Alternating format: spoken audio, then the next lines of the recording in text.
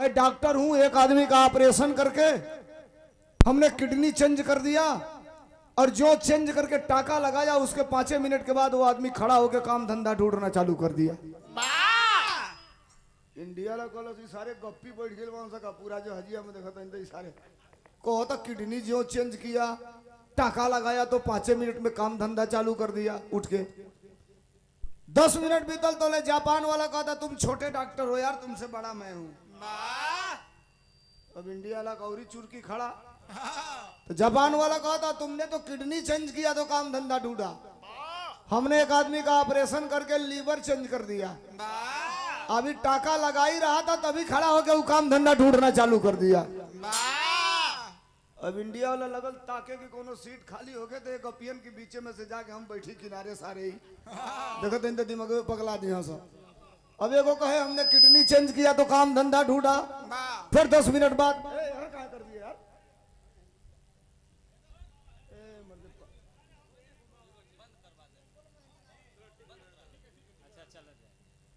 यार एगो कहा कि हमने किडनी चेंज किया तो काम धंधा ढूंढा, एक ने कहा हमने लीवर चेंज किया तो काम धंधा ढूंढा।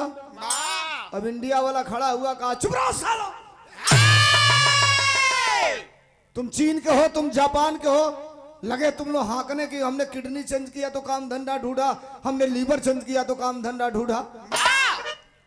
तुमने किडनी चेंज किया तो काम धंधा ढूंढा, तुमने लीवर चेंज किया तो काम धंधा ढूंढा।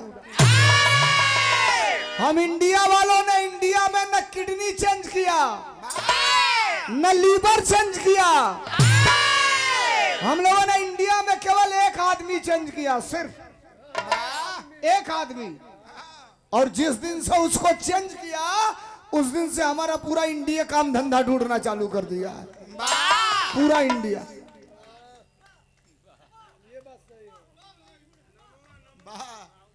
और नौवा का बताई, नौवा तो गूगल का जमाना बा, नहीं नहीं रुकी सुनी, गूगल का जमाना बा। पहले वो गूगलवा का टच कर लिया 6 महीना पहले वहाँ सबके लगे मोबाइल बा, ओके टच करके पूछने लगा कि गूगल महाराज बताओ भारत के अंदर सबसे बड़ा झूठ बोलने वाले आदमी का नाम क्या है, तो 2 अक्षर का नाम बता दो फोटो सही। अब सारे उसे पूछा तो खाली गोल गोल घोरी आवत बताओते नहीं खे। अब हमने को बुझा तंजा कि सर्वर डाउन बा, उस पर भी लगाम लगा दिया गया है। नहीं नाम हम नहीं बताएंगे, अभी यहाँ ये कैमरा चल रहा है 22 से 23 को बा 1-2 गौरी लिखा जाइए खट जाना कहीं से।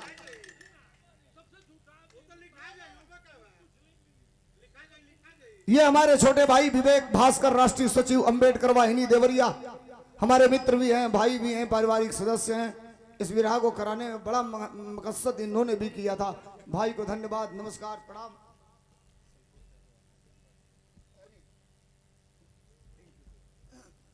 ये हमारे आजमगढ़ की ऐतिहासिक धरती से पियरका चचवन नीके जिला में न्योता दे दिल बा। घूम घूम आजमगढ़ को होता आजमगढ़ के गढ़ ही बना दे। अरे गाड़ी वालों की हरदी लग गई 6 जनी हो गई लो हमनी से मिलल लो, तो अब यही बेरी पता लगी कि को जनी जीता लो को जनी हारता लो।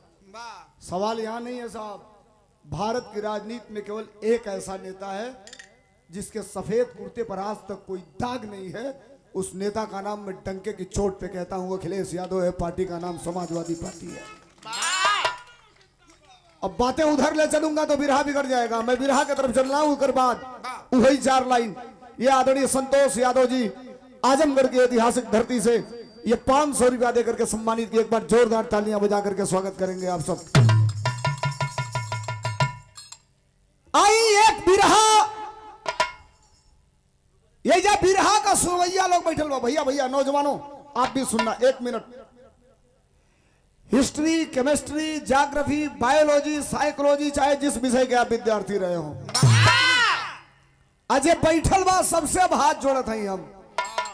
नया पुरान जे भी आदमी बा, एक नई बिरहा है वही 4-5 दिन 8 दिन 10 दिन मैक्सिमम 10 मंच भइल होइए के गावत, अधिक से अधिक 10 मंच। एक वीर रस का बिरहा तनिषा तहन लोग के परता भी पड़ जाई।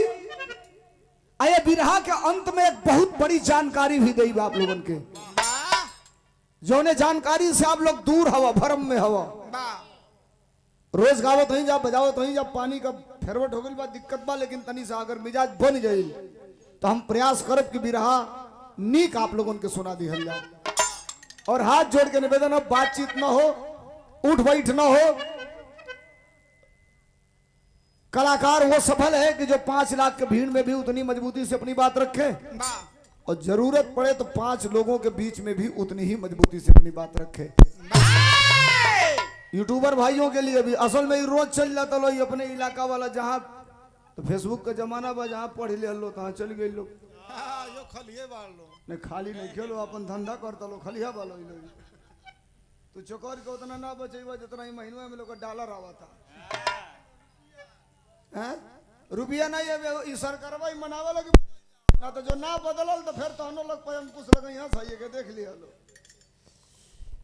अच्छा ये अगर ये लोग ना रहे तो हम लोग की बात कौन पब्लिक के बीच में रखेगा? बड़का टीवी वाला तो बिकाइए गइल वहां से सब, असली तो ये लोग दिखावेला जो 2-4 बात रहेला। एक बिरहा मजबूत कलेजा करिएगा और सुनिएगा।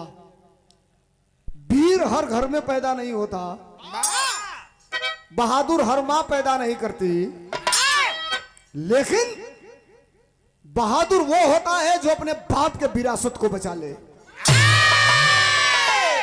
टुनू मास्टर, बहादुर वो है। ए भाई ए काहे करते लो, अब हमके लागी तो ये वजह खराब हुई हमार जहां रो लो ये रहा था, काहे दिक्कत कर देला भैया। और घुमाओ और घुमाओ बस राय अपने अरे बैठब तो चाहिए, अब बोलब तो आवाज में आई तो आवाज गड़बड़ा जाए।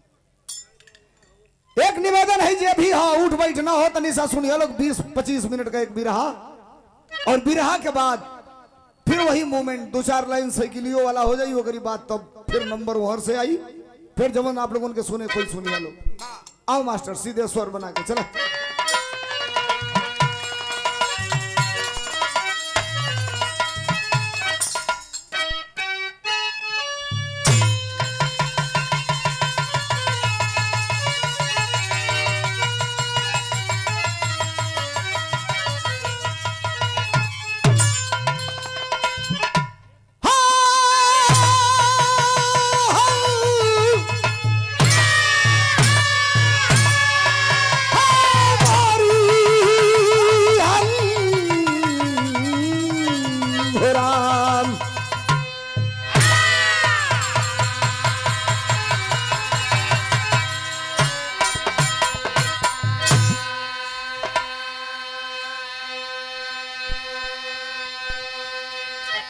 ये 200 रुपयों का पुरस्कार महावीर बिल्डिंग मटेरियल कमरिया चौराहा, गिट्टी बालू सीमेंट सरिया के होलसेलर प्रोपराइटर गुड्डू यादव हमारे बड़का भैया की तरफ से मैं हाथ जोड़ा हूं, तो मेरी प्रतिष्ठा का ख्याल करिएगा। आप सुनिएगा नौजवानों, इतिहास को जानना आपको बहुत जरूरी है, और खास करके अपने इतिहास को जानना जरूरी है। आपको नहीं जानोगे आवाज ना हो। सर बोलिए ना, आप वहां खड़ा रहिए नो डाउट, लेकिन बोलिए ना धीरे से, सुन लीजिए मेरी बात।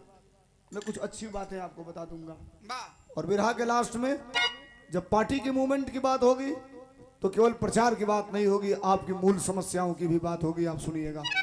आइए बिरहा के भूमिका के तरफ लेकर के कवि ने लिखा है क्या,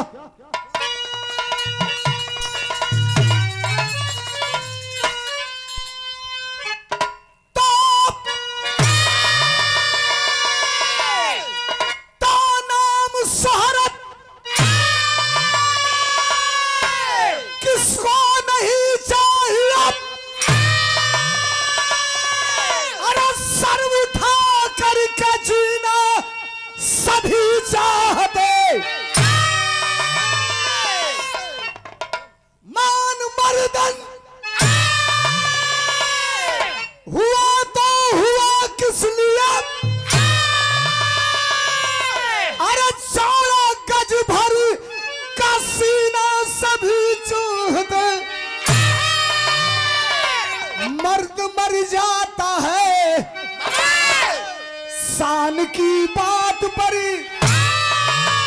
का खानदानी असर उसका जाता नहीं। अरे जान जाए भले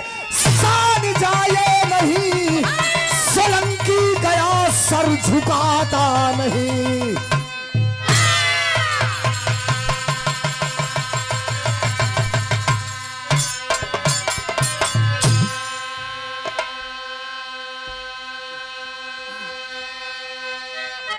जान जाए भले शान जाए नहीं, सोलंकी गया सर झुकाता नहीं। हम कहिला कि बेटा यक्के होखे, अरे मरद होखे,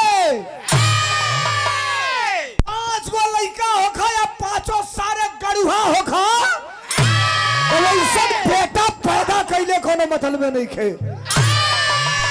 सुनिए बिरहा सुनने वाले मित्रों, पहले लोग कहे कि बिरहा खाली खेते में होके बुढ़वा काने में अंगूरी डाल के गाँव सा ना, बिरहा मोटिफाई हो गया, बिरहा मॉडल हो गया, बिरहा गांव की पगडंडियों से उठ के उत्तर प्रदेश, बिहार, झारखंड, मध्य प्रदेश, छत्तीसगढ़ से होकर मॉरिशस, बैंकॉक, फिजी, ऑस्ट्रेलिया और अमेरिका तक चला गया। और बिरहा सामाजिक सरोकार का एक मूल सूत्र बन गया है।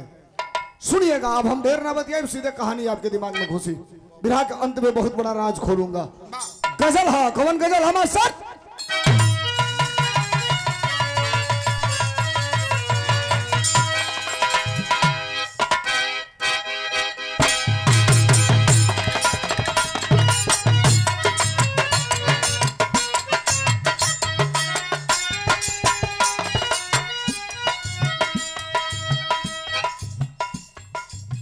सुनिए, केहू के देख के जोरे के ना चाहिए।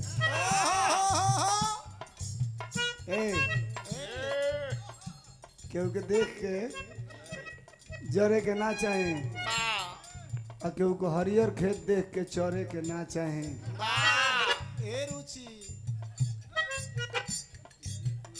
केहू के देख के जोरे के ना चाहिए, केहू को हरियर खेत देख के चोरे के ना चाहिए।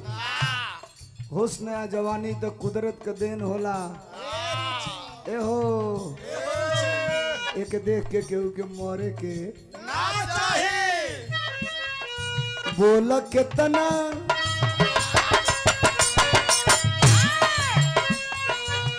ताको, बोल कितना दिन लागी,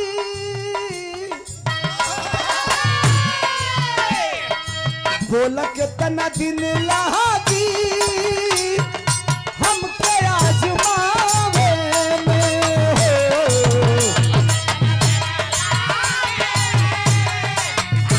आजमावे में हो।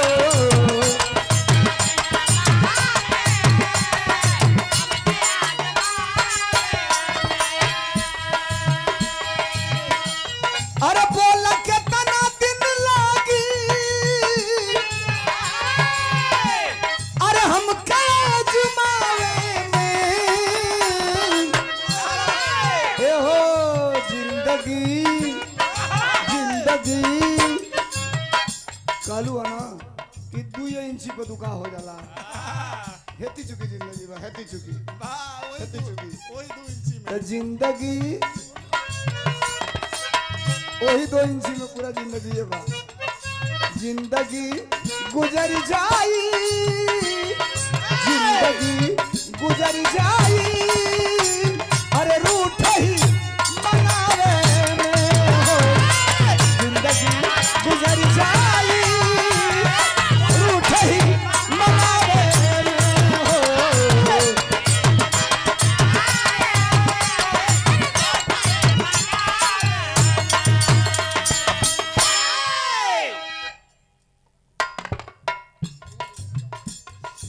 ये 200 रुपयों का पुरस्कार हमारे छोटे भाई है पहलवानों, काम से तुमको मरुवत ना एकदम।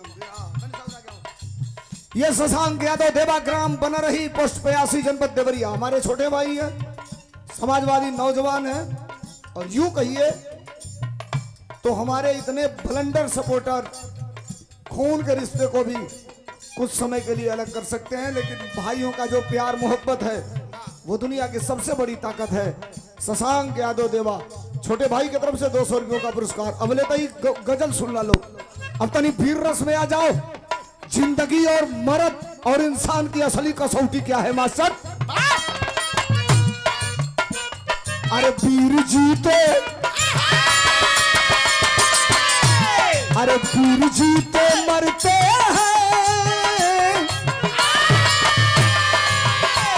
अरे वीर जीते मरते हैं, अरे वीरता के पानी में हो, वीर जीते मरते हैं, अरे वीरता के पानी में हो।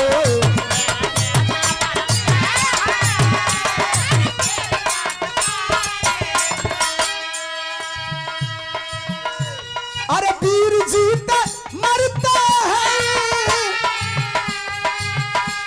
अरे वीरता के पानी में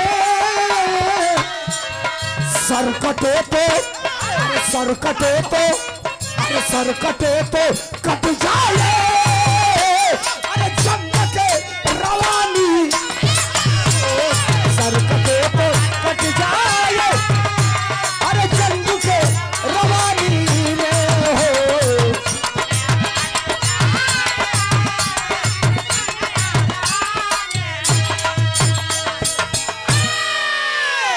मैं गाने कह जा रहा हूं, नौजवानों खास करके आपसे कह रहा हूं, जीके में बड़ा सेंटिमेंटल बात नहीं पाओगे जो इस विधा में मैं दे दूंगा फ्री का। और ये बुजुर्ग बैठे हैं, ये आप सब बैठे हैं, अगर बैठे हैं धर्मेंद्र सोलंकी को सुनने के लिए तो मेरा हमेशा प्रयास रहता है 5 लोगों के बीच में भी गाता हूं तो मैं अपना काम पूरा करके जाना चाहता हूं कि आज मैं गा करके चला जाऊं तो कल लोग कहें कि धर्मेंद्र सोलंकी ने गाया क्या था। ये आपके दिमाग में रहेगा, वो मेरी कमाई है। शुरुआत है हमरे बिरहा का। कैसे मास्टर?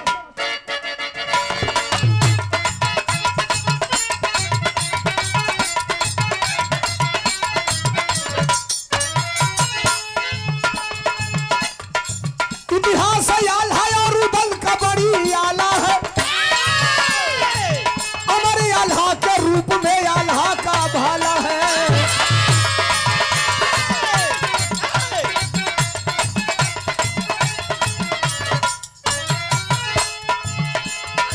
जीत कर मालोगढ़ को डंका जब बजाए थे,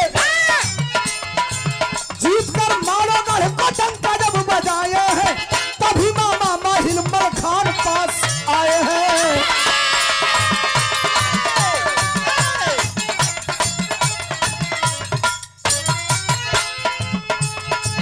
तुम्हारे पिता को परमाल राज सौंपे थे, राज सिर सागर का उसको भी वही सौंपे थे।